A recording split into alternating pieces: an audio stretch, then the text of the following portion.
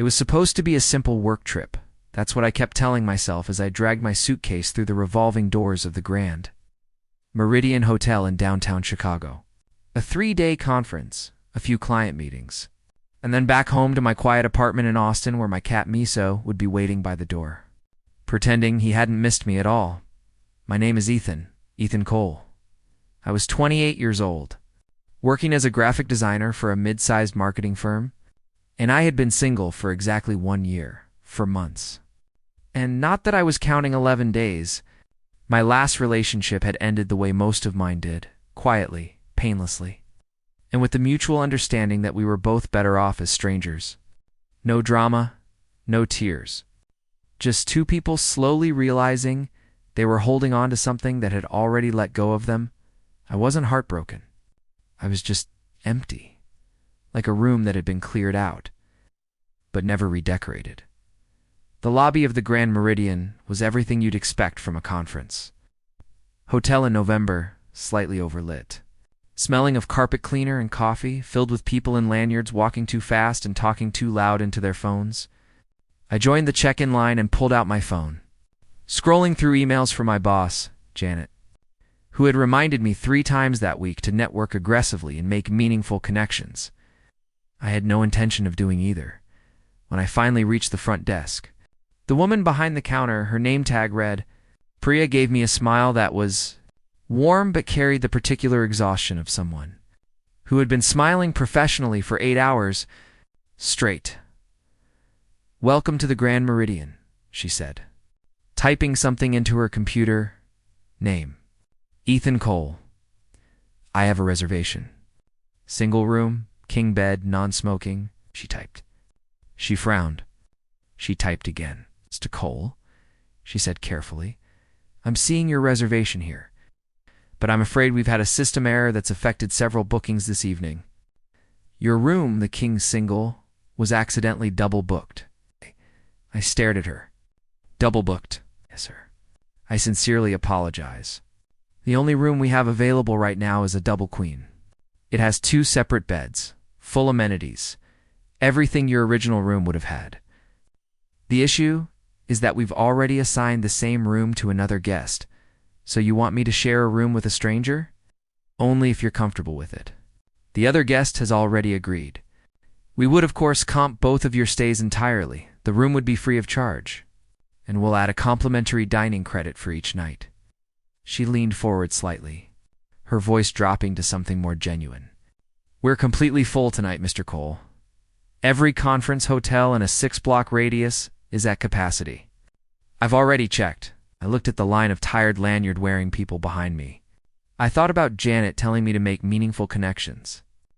I thought about my quiet apartment in Austin, about how even a shared hotel room was probably less lonely than the life I had been living for the past year and 4 months. "Fine," I said. "Room number?" 614. "And Mr. Cole, thank you for your understanding. Truly." She slid a key card across the counter. I picked it up, grabbed my suitcase, and headed for the elevator. The hallway on the 6th floor was long and carpeted in a pattern that had probably been chosen specifically to hide stains. I found room 614 at the far end, took a breath, and knocked before using my key, because whatever else happened, I was going to be polite about this. There was a pause. Then the door opened. The man standing in the doorway was tall, maybe 6'1", 6'2", with dark brown skin, close-cropped hair, and the kind of jaw that looked like it had been drawn by someone who was showing off. He was wearing a gray t-shirt and dark jeans, and he was holding a half-eaten granola bar in one hand, with the easy nonchalance of someone completely comfortable in their own skin. He looked at me. I looked at him. "Hotel roommate?" he said. "Hotel roommate," I confirmed. He stepped back and opened the door wider. "Marcus," he said, extending the hand that wasn't holding the granola bar. "Ethan." I shook it. His grip was firm, but not performatively so. "Sorry about this. The whole situation." Oh. B. He went back to the small table by the window where his laptop was open, and what appeared to be 3 separate notebooks were spread out in a system that looked chaotic but probably wasn't. I've had worse travel disasters. Last year, I got stranded in a Newark airport for 14 hours during a blizzard. Shared a charging outlet with a retired geography teacher named Gerald, who knew every capital city of every country and was very determined to prove it. Despite myself, I laughed. It was the first real laugh I'd had in what felt like a long time. The kind that catches you off guard, that comes up from somewhere you'd forgotten about. "Which bed do you want?" I asked, looking at the 2 queen beds. "Freddie took the one by the window," he said. "Hope that's okay. I'm an early riser, and I like the light." "That's fine. I'm a disaster in the mornings anyway." I set my suitcase on the luggage rack, unzipped it, and started organizing my things with the quiet efficiency of someone who travels alone often enough to have a system. After a few minutes, the silence between us settled into something that was surprisingly comfortable. Not the tense, negotiated silence of 2 strangers trying not to bother each other, but something more like the silence of 2 people who had simply decided there was no point in pretending. "What are you here for?" Marcus asked without looking up from his laptop. "Design conference. Marketing and branding. You. Architecture symposium. Sustainable urban development." He finally looked up. "I know. Thrilling stuff. No, actually, that sounds genuinely interesting." He tilted his head slightly. "Most people's eyes glaze over when I say it. Most people don't spend their days thinking about how visual design shapes the way people experience spaces," I said, and then immediately felt self-conscious about how earnest that sounded. But Marcus didn't smirk. He looked at me with something that might have been genuine interest. "That's actually exactly what I think about. Not visually, but spatially. Structurally. How the built environment affects the way people feel without them ever knowing why. Like how a room with high ceilings makes you feel more free," I said. "Or how natural light makes people measurably happier," he said. "Or how the color of a wall can change your appetite. You know about the red-orange restaurant thing? Fast food companies have been using it for decades." He leaned back in his chair and studied me with an expression I couldn't quite read. "Huh," he said.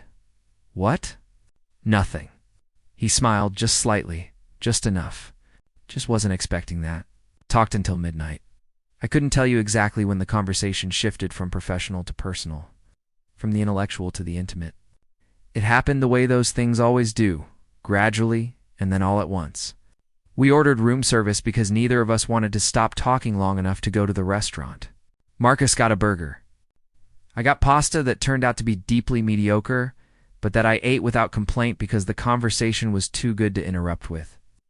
Disappointment about food, I learned that Marcus was 31. From Atlanta originally, that he'd gone to Georgia Tech for undergrad and Columbia for his master's, and that he'd been running his own small architecture firm for 2 years after leaving a larger company where he'd felt, as he put it, like a very expensive pencil that someone else was using to draw lines they'd already decided on. He learned that I'd grown up in a small town in Ohio, that I'd wanted to be an illustrator before I pivoted to design for the practical reason that illustrators could not, in my experience, reliably afford to eat, and that I'd been single for. I paused here. Did the mental math over a year. "Me too," he said, with the same careful casualness I'd used. "Long relationship."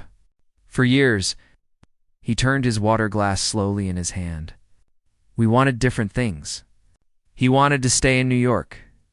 I needed to go back to Atlanta to be closer to my family." Said it simply, without drama. But there was a weight underneath it that I recognized. "I'm sorry," I said. "It was the right decision for both of us. Doesn't always make it easier." "No," I agreed. "It really doesn't." The word he had entered the room quietly, without announcement, and settled there between us like something that had always belonged.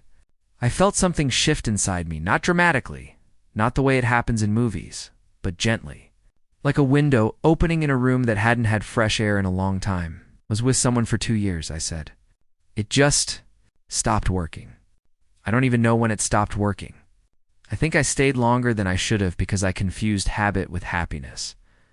Marcus looked at me with that same expression from earlier, the one I'd been trying to decode all evening. "Habit with happiness," he repeated quietly. "That's a very accurate way to put it. An occupational hazard. I work with words and visuals all day. Sometimes things come out more clearly than I intended. Don't think that's a hazard, he said. I think that's a gift. I didn't know what to say to that. So I said nothing, and it was okay. Because the silence that followed was the warmest silence.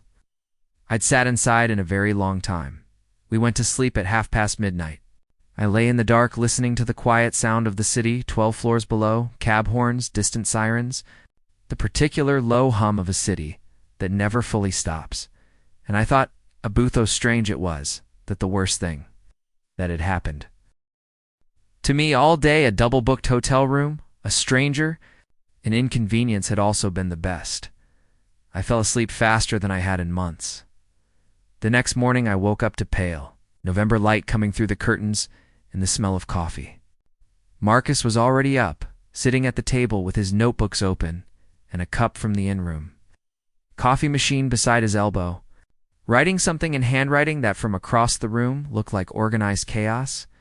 I sat up slowly. Blinking. Morning, he said without looking up. Coffee's made. I used 2 of the pods because the single-pod version tastes like regret. You are a man of culture, I said, and he laughed, a full, genuine laugh that bounced off the hotel walls and landed somewhere, in the center of my chest, and stayed there. I poured myself a cup, stood at the window in the early light, and looked out at Chicago. The lake was visible in the distance, gray and enormous and indifferent to everything happening on its shores. The city looked clean from up here, purposeful. What are your sessions today? I asked. He rattled off a list of symposium panels. I told him my conference schedule. We discovered, with an almost suspicious coincidence, that we both had a 2-hour gap in the early afternoon. The 1 o'clock to 3 o'clock window when neither of us had anything scheduled. There's a museum 3 blocks from here, Marcus said. The Chicago Architecture Center. I've been meaning to go for 2 years, and I keep coming to this city for conferences and never making it. I've never been, I said. You want to go? I looked at him across the small hotel room in the gray morning light. With my mediocre coffee and his open notebooks and the whole strange, impossible luck of the previous evening still sitting quietly between us. Yeah, I said. I want to go. The conference sessions that morning were fine. Good, even professionally speaking. I sat in a panel about brand identity systems and took notes and thought about design and thought about Marcus and thought about design again and occasionally. Caught myself smiling at nothing in particular, in a way that made the woman sitting next to me give me a slightly concerned look. We met in the hotel lobby at 1:05. He was wearing a navy jacket over a white shirt, and he looked, I noted this, and then set it aside to examine later. Very good. He said, Ready? I said. The Chicago Architecture Center was 3 blocks north, and we walked there in the cold November air with our jackets buttoned and our hands in our pockets, talking about everything and nothing, the sessions we'd each attended that morning, a podcast he'd been listening to about the psychology of color, a book I'd been meaning to read for a year. The way Chicago felt different from every other American city, more deliberate, somehow more architecturally like a city that had decided long ago that it was going to take its own skyline seriously. It's the fire, Marcus said. The Great Chicago Fire? 1871. The whole city burned down, and they had to rebuild from scratch. And the people who rebuilt it were serious. They were ambitious. They had this incredible, terrifying blank canvas, and they treated it like a responsibility. He was looking up as he said it. The way architects always seem to look up, scanning buildings the way other people scan faces. You can still see it. The ambition. It's in the bones of the place. I looked up, too, at the grained glass canyon of the street, at the old stone buildings pressed against newer steel towers, at the way the architecture told the city's story without needing any words. That's beautiful, I said. The city. The way you see it. He looked at me then. And something passed between us, quick and warm, and neither of us mentioned it. But neither of us looked away for just a beat too long. The Architecture Center was everything Marcus had promised. We spent 2 hours inside, and it felt like 20 minutes. He knew things about every building in the Chicago model. Construction dates, architects, engineering challenges, the stories behind the decisions, and he told them not like a lecturer but like someone sharing something they genuinely loved. Stopping himself occasionally to ask what I thought, actually listening when I answered. I found myself telling him about the graphic design principles I saw reflected in the buildings, about proportion and negative space, about how the best architecture and the best design both worked by the same underlying logic, that the goal was never to fill every inch of space, but to make the empty spaces mean something. Exactly, he said, turning to look at me with an urgency that surprised us both. That's exactly it. My professors used to say that architecture is the art of organized absence. You're not just designing what's there. You're designing what isn't. Design is the same. The white space on a page is doing as much work as the type. Yes, he was looking at me with that expression again, the one I still hadn't fully decoded, but that I was beginning to suspect meant something I was almost afraid to name. Ethan, have you ever considered that you might be in the wrong field? I blinked. What do you mean? I mean, he paused, choosing his words. The way you think. It's not just visual. It's spatial, structural. You think about how things make people feel. That's not just graphic design. That's something bigger. I've thought about it, I admitted. I've thought about going back to school. Environmental design. Experience design. Something that gets me out of screens and into space. I gestured vaguely at the room around us, and then laughed at myself. I've never said that out loud before. Why not? Because it sounds impractical. So does most of the best work anyone ever does. We stood there in the middle of the model of Chicago, surrounded by a tiny, perfect version of the city. And I thought about all the things I had not said out loud in a very long time, about what I wanted, about who I was, about the quiet, persistent feeling that my life, though comfortable, had somehow been designed by someone else's specifications. Can I ask you something? I said yes. Yesterday, when I knocked on the door, what did you think? First impression. He considered this seriously, the way I'd learned he considered everything. I thought, this person looks tired. Not physically. Like tired in the way that happens when you've been doing fine for so long that you've forgotten what good feels like. The accuracy of it landed like something physical. Yeah, I said quietly. That's about right. I thought the same thing about myself this year, he said. It took someone pointing it out for me to see it. Who pointed it out? My sister. She visited me in Atlanta in September, and she looked at my apartment, and she said, Marcus, this place looks like a waiting room. Like you're just passing through your own life. He smiled. But it was the kind of smile that had something sad underneath it. She wasn't wrong. What did you do about it? I started making changes. Small ones. I repainted the apartment. I started cooking again. I used to love cooking, and I'd stopped. I said yes to this conference, even though part of me wanted to stay home. He looked at me. I'm glad I said yes. The afternoon light was shifting, going amber and long through the windows of the center. Around us, other visitors moved quietly through the exhibits, but it felt, in the particular way that charged moments always do, like we were somehow separate from all of it in our own small pocket of the afternoon. I'm glad you said yes to, I said. We walked back to the hotel through the early dusk of a Chicago November, the cold sharpening as the sun dropped behind the buildings. We didn't fill all the silence this time. Some of it we just let be, walking side by side with our arms occasionally almost touching. That evening, we skipped the conference dinner, separately reached the same conclusion, and told each other at almost exactly the same moment, which made us both laugh, and instead found a small Italian restaurant 2 blocks from the hotel. It was the kind of place with no reservations and candles and old wine bottles and a menu that was optimistically long, but where everyone around you seemed to be ordering the same 3 things. We split a bottle of red wine. We ate slowly. We talked about our families, his parents, who had emigrated from Nigeria to Atlanta in the 1980s and built a life with the systematic, patient determination he clearly inherited. My mother taught 3rd grade and still sent me care packages with individually wrapped granola bars and printed out articles she thought I'd like. We talked about the things we were afraid of, Not the surface fears, but the real ones. Him. That he would build a career he was proud of and still somehow end up alone. Me. That I would keep choosing safety over feeling. Comfort over aliveness, until there was nothing left to choose between. You don't seem like someone who chooses safety, Marcus said.